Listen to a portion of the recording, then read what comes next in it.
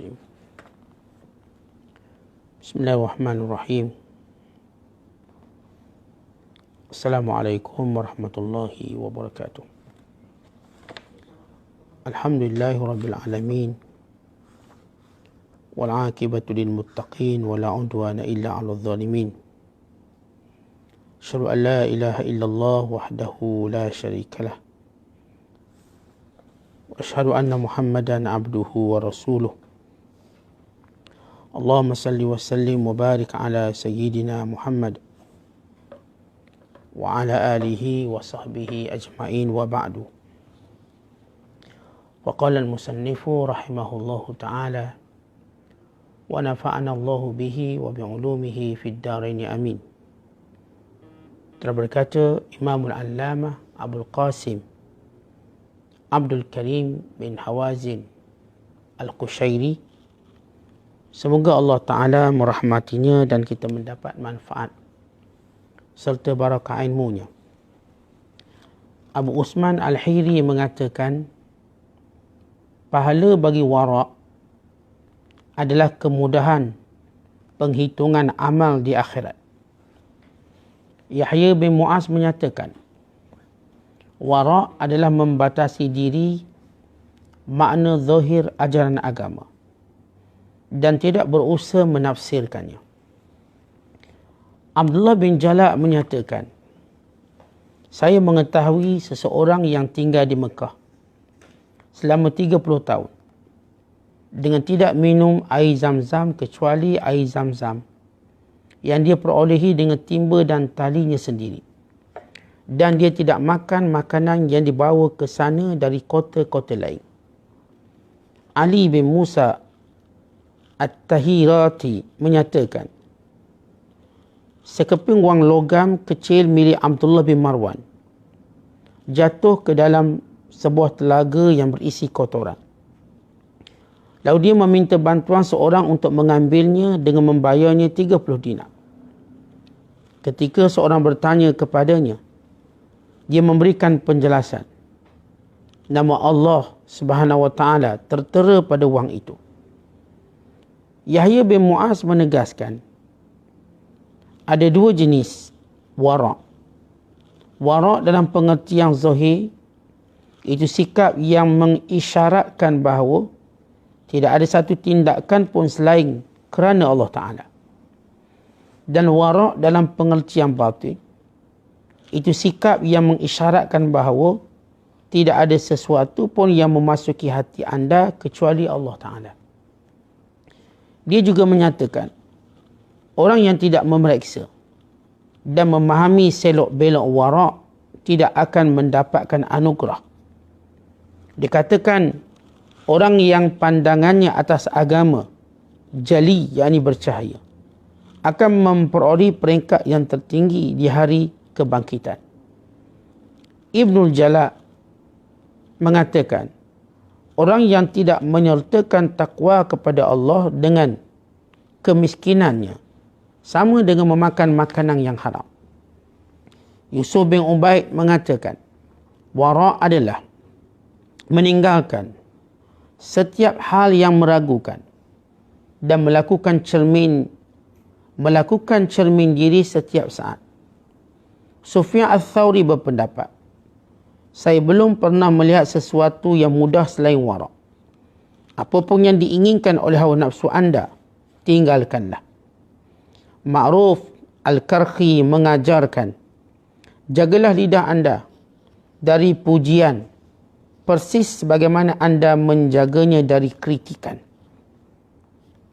Muslimin dan muslimat yang dirahmati Allah sekalian, masih lagi kita membicarakan persoalan wara'.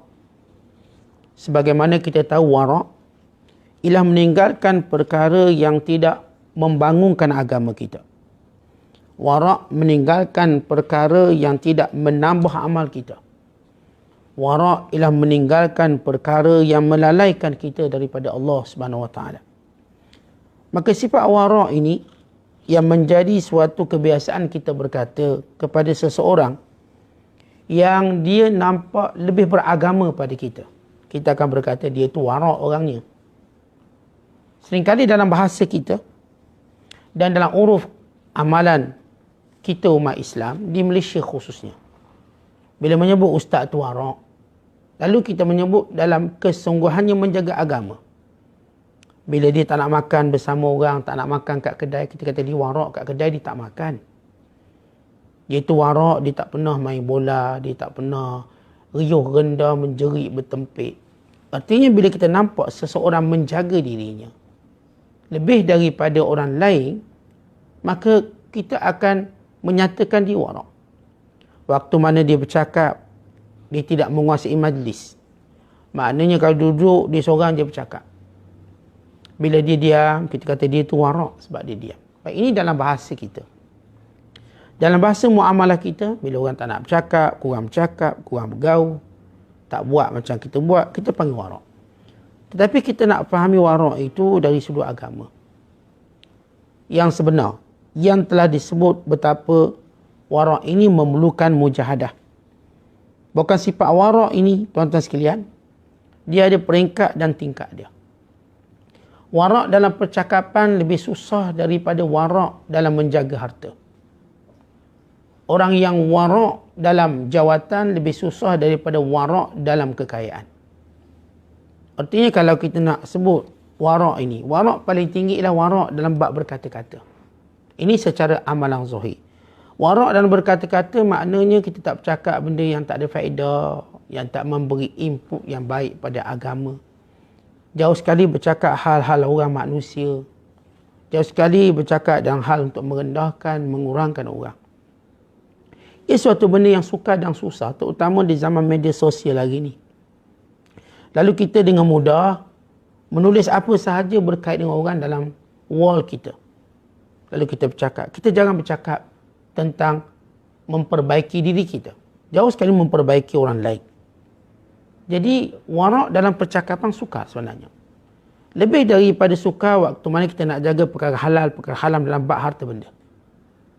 Ya, kalau kita bicarakan tentang warak dan harta benda, kita tak nak ambil yang syubhah, kita tak nak ambil yang haram, tak nak terlibat dengan riba, debu-debu riba, ataupun pekerjaan-pekerjaan yang menguntungkan sistem riba. Ia warak. Tapi agak lebih sukar lagi warak nak jaga perkataan. Dan bila mana pula orang ada kuasa, jauh lebih sukar untuk diwarak dalam kuasa. Kerana orang yang ada kuasa biasanya bertindak sesuka hati dia. Kerana itu Umar bin Abdul Aziz dengan Uwais Al-Qarni, siapa yang lebih warak? Dan siapa yang lebih zuhud? Kerana mereka ini kita katakan merupakan kelompok tabi'in. Walaupun Uwais Al-Qarni meninggal tahun 37 Hijriah. Manakala Umar bin Abdul Aziz pada tahun 101 Hijriah. Kedua ini sentiasa dibandingkan oleh ulama. Siapa lebih warak, siapa lebih zuhud, siapa yang lebih baik. Maka para ulama menyatakan bahawa Umar bin Abdul Aziz lebih baik pada Uwais Al-Qarni dari sudut waraknya. Kerana apa? Sebab dia ada harta, dia ada kuasa, dia ada semua, tetapi dia berjaya menjaga dirinya. Berbanding Uwais Al-Qarni, dia tak ada harta. Dan dia pun tak ada kuasa. Dia cuma berurusan dengan dirinya. Umar bin Abdul Aziz, dia menjaga umat Islam, bahkan menjaga manusia semuanya. Maka dalam berbicara tentang kuasanya, warak dalam kuasa ia merupakan warak yang lebih tinggi berbanding warak pada harta. Tetapi peringkat yang paling tinggi dalam amalan zahir ialah warak dari sudut percakapan berkata-kata. Siapa yang mampu menjaga lidahnya, maka mudahlah baginya warak dalam hal-hal yang lain.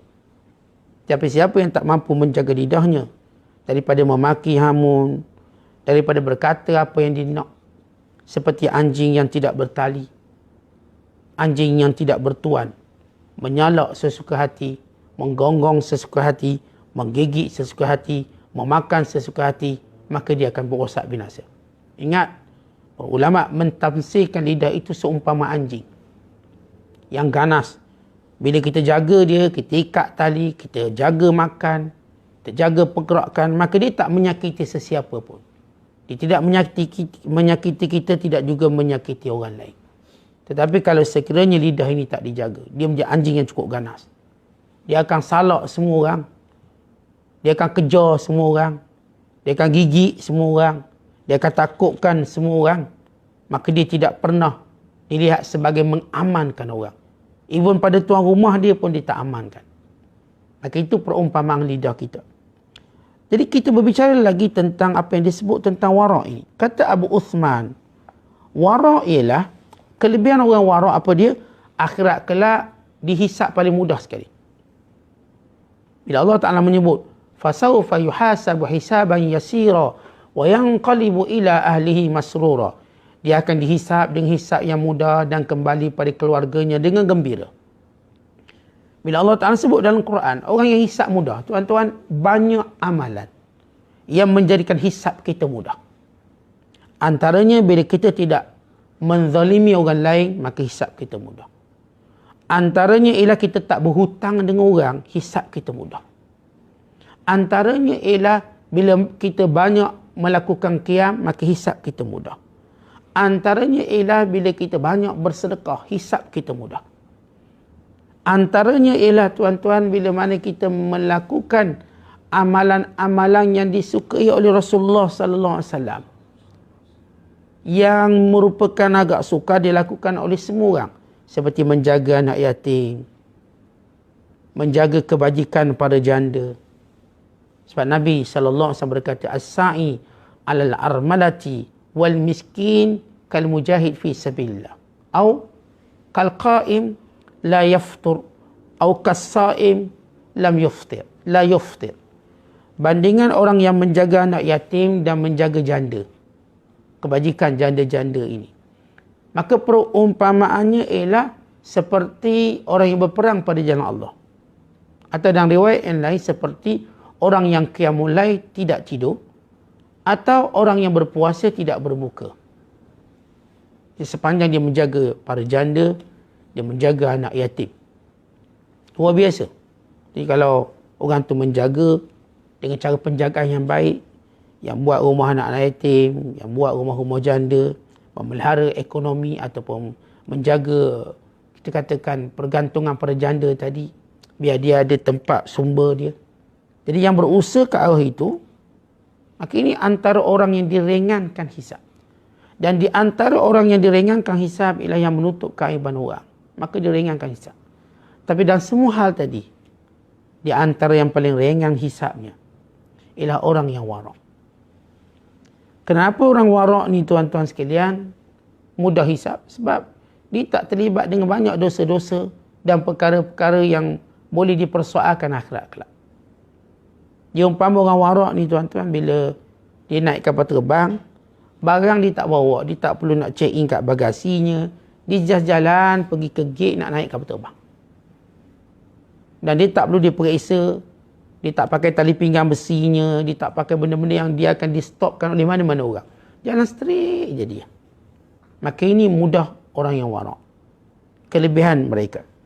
Yahya bin Mu'az pula berkata, wara' maknanya kita tidak mentakwil agama. Apa maksud mentakwil agama? Kadang-kala tuan-tuan, kita ni ada nafsu. Bila tanya fatwa, kita nak cari fatwa yang menjuruskan kepada kehendak kita. Bila kita ambil mudah, kita bagi contoh mudah. Rasuah haram. Kan mudah tu, rasuah haram. Jangan rasuah. Ustaz, masalah saya ni Ustaz, saya dapat projek. Lepas tu projek ni, kalau saya untung saya bagi masjid. Kadang saya top up kuliah-kuliah ustaz-ustaz kat masjid. Jadi boleh tak saya bagi rasuah? Sebab saya fikir saya ada nak buat benda baik juga ni. Kalau awak wara', mudah je ayat dia. Rasuah tu haram. Tapi saya nak ni, nak buat kebaikan tu, nak buat kebaikan. Tak, itu hal lain. Jangan kamu cuba menceroboh atau melanggar pintu haram Allah hanya dalil kamu sebab saya nak buat baik. Jangan mentakwilkan hukum agama semudah itu. Kerana mungkin saja kamu kata, okey Ustaz, saya ni kalau dapat projek ni Ustaz, saya nak bangunkan masjid, saya nak bagi pada anak yatim, banyak ni kebajikan. Tapi kita pun tanya, kamu pula dapat bahagian banyak mana? Yang kamu derma pakai miskin RM10, kamu ambil RM10,000. Yang kamu derma atau kamu hadiahkan ustaz-ustaz kuliah, Mungkin RM50, kamu ambil RM50,000. Itu cuma alasan untuk menghalalkan kehendak kamu. Sebab itu kaedah menyatakan al-ghayatu la tubarrirul wasilah. Matlamat tidak boleh menghalalkan cara. Jadi mudah kan? Rasul haram. Dia tak perlu nak takwil. Contoh kalau kita katakan bahawa dalam bab, kita bercakap tentang hal suami isteri sebagai contoh. Isteri taatkan suami. Mudah kan? Manakala suami berbuat baiklah kepada isteri. Lalu isteri ni takwil. Dia takwil. Dia Ustaz, kita ni kena taat kalau suami tu semayang, kalau suami tu puasa. Suami macam jahanam Ustaz, macam 6 jahanam. Ustaz pernah tengok cerita 6 jahanam? Super Ustaz. Macam mana saya nak taat? Tak maksud awak taat buat apa tu? Dia kan cuma suruh awak buat air kopi, dia cuma suruh awak jangan keluar rumah. Bukan dia suruh awak jadi 6 jahanam macam dia.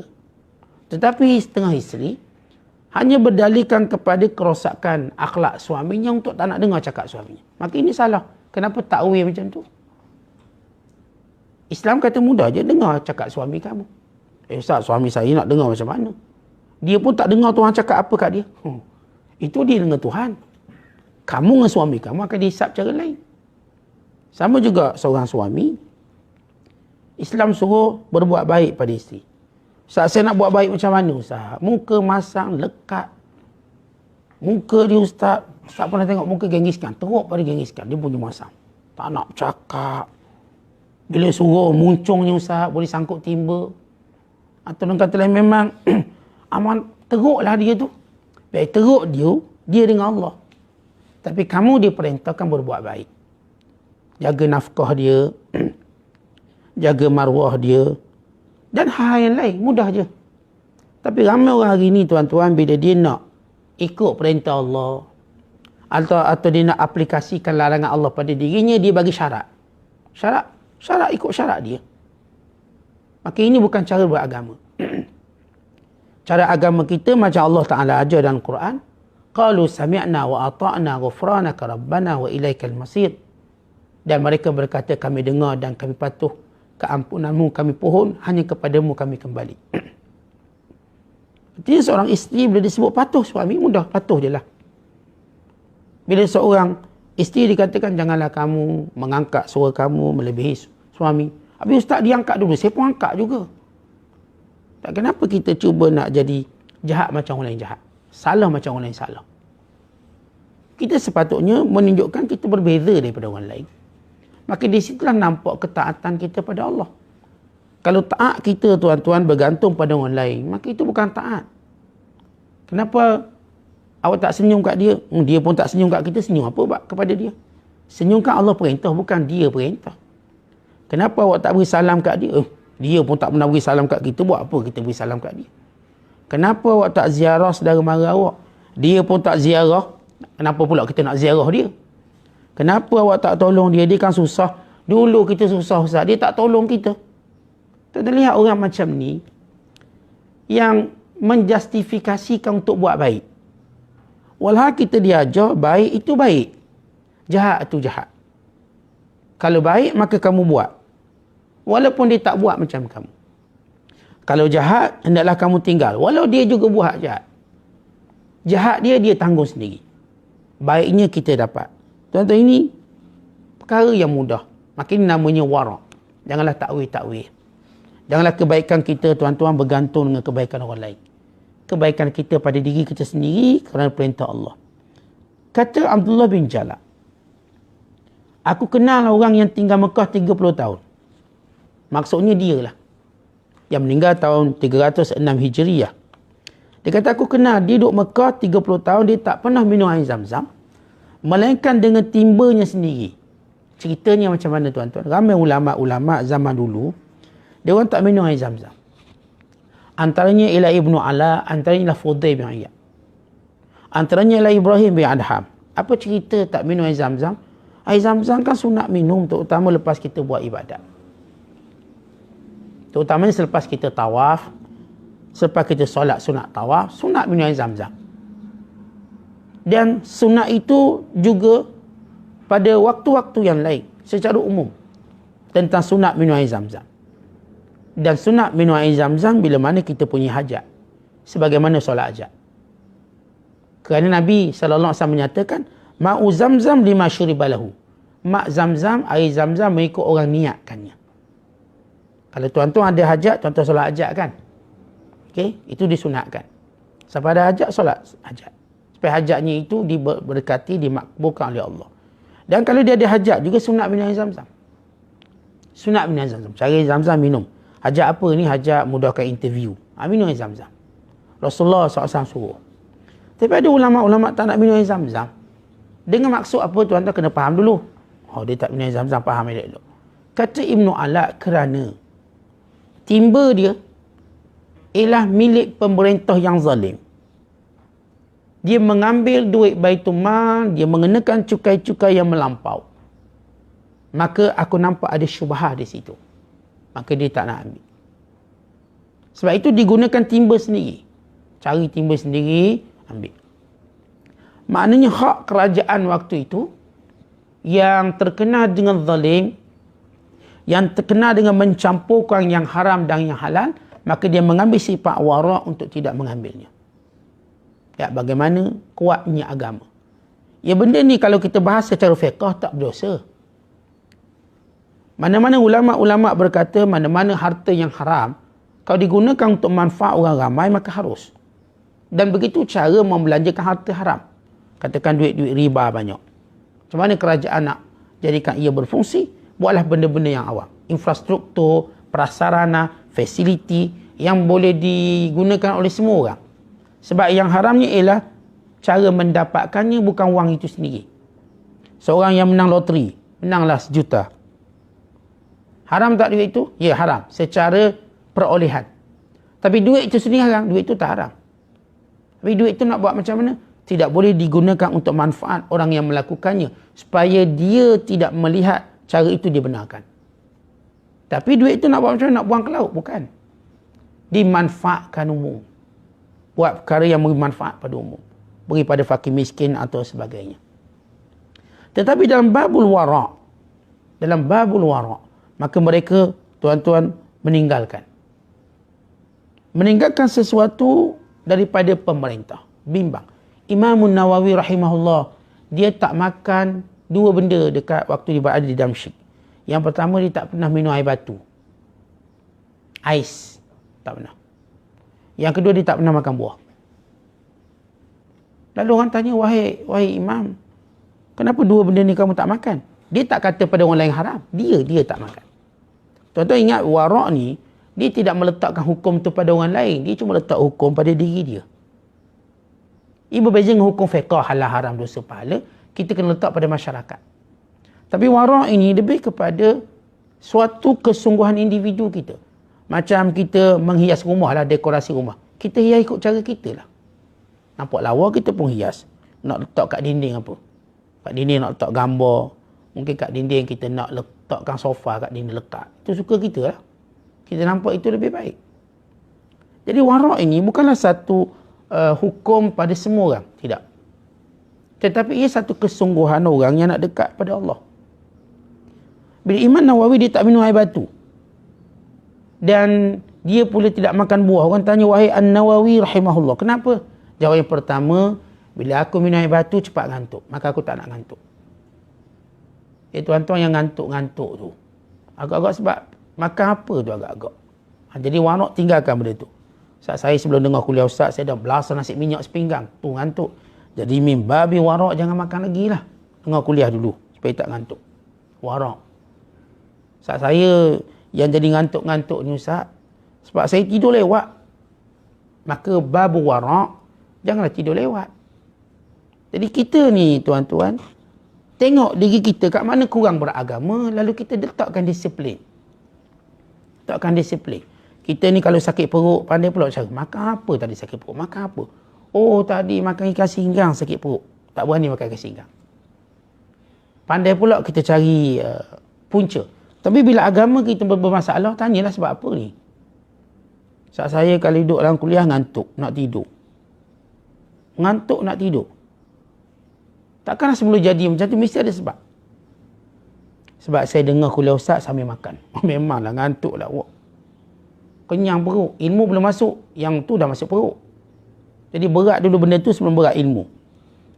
Jadi kaji. Jadi Imam Nawawi kata, saya tak makan, tak minum air sebab takut ngantuk. Satu. Yang kedua, kenapa tak makan buah? Sebab kebanyakan buah di Damsyik ini buah wakaf.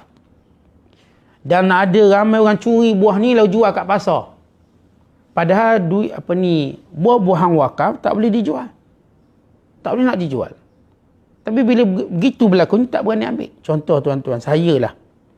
Kalau saya kat Johor, saya tengok ramai, saya tengok depan mata saya, ramai orang curi mempelam ni. Di kawasan perumahan saya ni banyak pokok mangga mempelam. Jadi orang siap kali buah datang lari mencuri. Kenalah mencuri ni. Habis mempelam kita boleh curi. Jadi bila kita nak beli mempelam tu kat pasar, kita memang itulah hasil yang dicuri. Tapi kita tak beritahu orang lain, ini haram-haram tak. Ini warak kita. Maka saya tak pernah beli buah mempelang di pasar. Takut benda tu lah. Bunga kantan misalnya. Orang tanam bunga kantan, ramai orang curi bunga kantan. Tanyalah orang yang tanam bunga kantan kat rumah tu, terutama luar pagar. Sebab tahu-tahu tak ada bunga kantan. Siapa ambil tak tahu. Maka orang ambil curi misalnya. Kalau kita nampak. Maka saya mengelakkannya. Yang curi buah kelapa orang. Ambil kelapa orang dicuri. Lepas tu dijual. Saya elakkan. Orang jual besi buruk. Tak tahu orang jual besi buruk. Kawasan rumah saya semua penutup tandas hilang. Dan semua penutup longkang hilang. Hilang semua. Maka yang penjual besi buruk, kalau dia buat perusahaan tadi, dia patut lebih warak. Dia tengok macam ni, takkanlah orang buang benda ni. Ni mesti dicuri. Maka mimbabi warak. Kita tak tuduh dia mencuri. Saya dah sebut tadi, warak ini tuan-tuan aplikasi untuk diri kita. Untuk memudahkan kita. Warak bukanlah kita nak letak hukum pada semua orang. Warak ini cara kita jaga agama supaya kita tak terjebak dengan benda haram. Kita tengok orang-orang dadah tuan-tuan, dia jual barang murah. Kamera murah, semua murah. Kita dah kenal mereka ni cenderung mencuri. Tapi kita tak tuduh ni mencuri. Lalu kalau dia jual bang, saya nak jual murah bang, ni iPhone bang. Berapa? Abang bayar ikut niat, ikut ikhlas abang. Belum ada orang jual ikut ikhlas ni. Ini tak ada dalam muamalah Islam. Jual, bayarlah ikut ikhlas. Tak ada, bayarlah ada harga dia. Sebab tu syarat jual beli, dia mesti ada harga. Kalau bayar ikut ikhlas, tak sah jual beli. Tapi orang sadadah ni kata, ikhlas bang, tinggi ikhlas dia. Benda barang curi, disebut ikhlas. Letaklah harga dia kata, ambil bang 200 bang. Kalau kat kedai ni 2,000. Kalau tuan-tuan orang yang oportunis yang memang jenis ambil kesempatan pantang barang murah, beli. Bagi saya 5, akhirnya kita mungkin terjebak dalam syubhat. Tahu-tahu polis datang angkut satu keluarga masuk balai. Barang curi.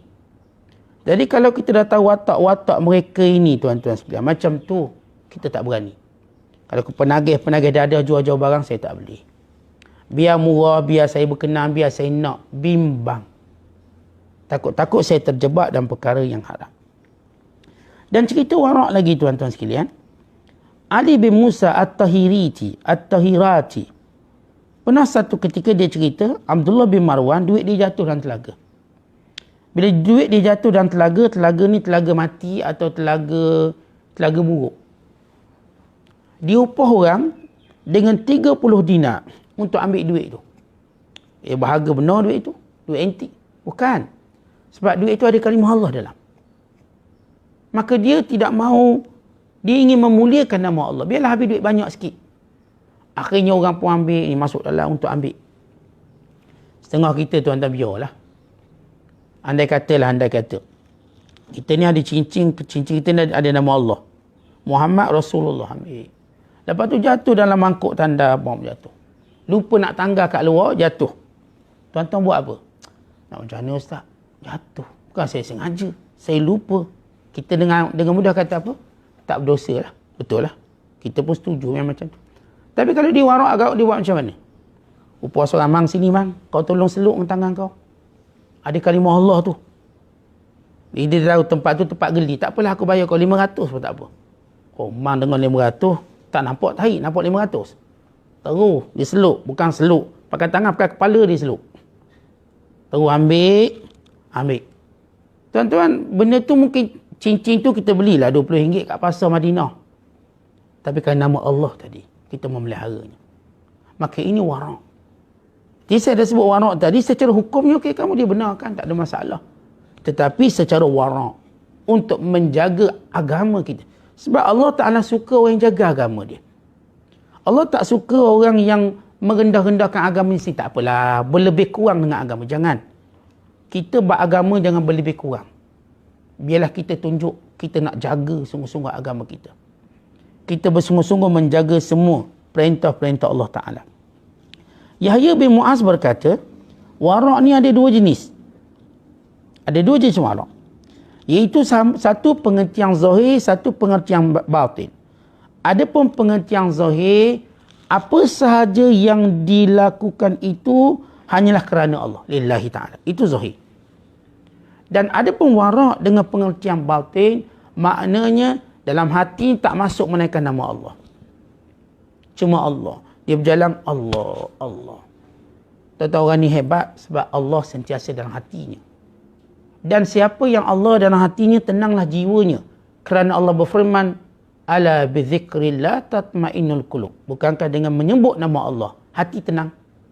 Tuan-tuan, kalau sebut hati tenang, bagaimana kalau perkataan tu ada dalam hati? Luar biasa tenang. Tuan-tuan sebut Allah. Tuan-tuan sebut la ilaha illallah. Tuan-tuan sebut astaghfirullah. Boleh tenang. Bagaimana kalau benda tu ada dalam hati?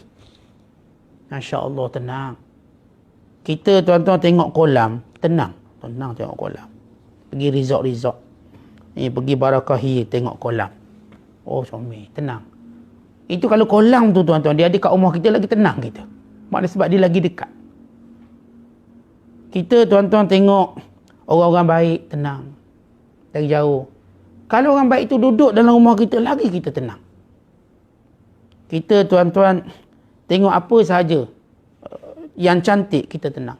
Tapi kalau yang cantik itu duduk dalam hidup kita, oh lagi kita tenang. Menyebut nama Allah tenang. Tapi kalau nama Allah itu ada dalam hati kita, Masya Allah, tenang. Makinlah kemuncak warak batin. Kata Ibn Jalal, orang-orang yang, kata ulama lagi, Yahya bin Mu'az dikata lagi, orang yang tidak memeriksa dan memahami selok-belok warak tidak akan mendapat anugerah. Dikatakan orang yang pandangannya atas agama jali, elok bercahaya, memperoleh peringkat tertinggi di hari kebangkitan. Maksudnya apa tuan-tuan?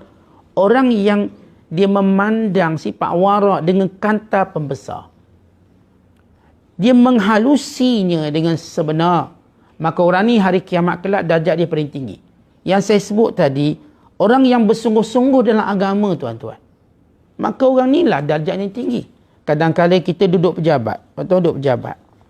Kita pun nak ambil kertas pejabat, nak tulis nombor telefon kawan kita. Sembang-sembang dengan kawan.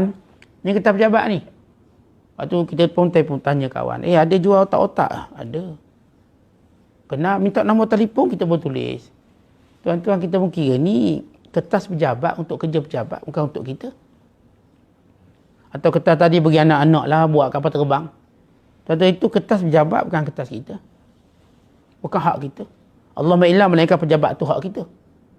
Saya memang owner ni Ustaz, terpulanglah. Tapi kalau kita kerja dengan orang, lalu kita gunakan barang-barang syarikat untuk kepentingan diri kita, maka ini tidak warak. Ini bukanlah orang yang warak. Dia patut lebih berhati-hati dengan benda tu. Sebagaimana kita dah mulakan mukaddimah kita tentang warak, Nabi SAW bila jumpa kurma di rumah dia, atas tilam dia, maka Nabi asal nak makan, tapi teringat mungkin ini kurma zakat. Sebab dulu tuan-tuan tak ada pusat zakat. Rasulullah jadikan rumah baginda sebagai untuk kumpulkan zakat. Maka Rasulullah bagikan secepat mungkin. Sebab apa? Kalau Nabi bagi lambat, rumah dia jadi store. Bagi cepat-cepat. Dan kerana keperluan fakir miskin yang diutamakan. Dan kerana sikap berlomba-lomba untuk buat baik. Maka Rasulullah takut. Padahal kata Imam Nawawi, dengan sekadar sangkaan tak jadi hukum haram. Saya dah sebut tadi, kalau tuan-tuan nampak macam mak dada dijual barang. Dia curi kot. Dengan sangkaan itu tak jadi hukum haram. Tapi kita warak. Dengan sangkaan saya, bila orang jual mempelam, mungkin dia ambil daripada pencuri yang jual. Itu sangkaan. Sangkaan tak jadi hukum. Cuma sangkaan ini sebagai satu benteng warak. Warak. Saya tak kenal orang dia bagi makan. Dia ni siapa? Maka secara Sangkaan itu bagi membentengi warak saya. Bukanlah hukum kata tak boleh. Oleh sebab itu, bila Rasulullah SAW tak makan kurma, bimbang. Maka kita dalam warak ini ialah kesungguhan kita jaga agama. Bila sungguh jaga agama, kita ada bimbang. Tuan-tuan bawa anak ke pantai. Tuan-tuan sayang anak-anak. Bila dia pergi je ke gigi air, kita dah takut. Takut ombak tarik. Walau baru depan tu. Kenapa kita sayang? Abang nak mandau, jangan. Dengar ramai orang lemak. Kita pun takut. Warak kita macam tu pada agama kita. Oleh sebab itu, siapa yang menjaga agamanya, maka kelak di hari kiamat, dia berada pada tempat yang tertinggi. Mudah-mudahan kita dapat manfaat tentang huraian warak dan kita menjadi orang yang warak kerana ia menjadi pagar pada agama, benteng pada agama. Orang yang warak, maka mudahlah untuk dia menjaga agamanya. Wallahu a'la wa a'lam bissawab. Assalamualaikum warahmatullahi wabarakatuh.